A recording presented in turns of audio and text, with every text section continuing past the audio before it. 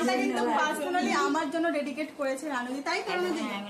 বলে কি আমি নাকি ওই পিকচারের নায়িকার মধ্যে দেখতে, তো আমার জন্য ডেডিকেট করেছে।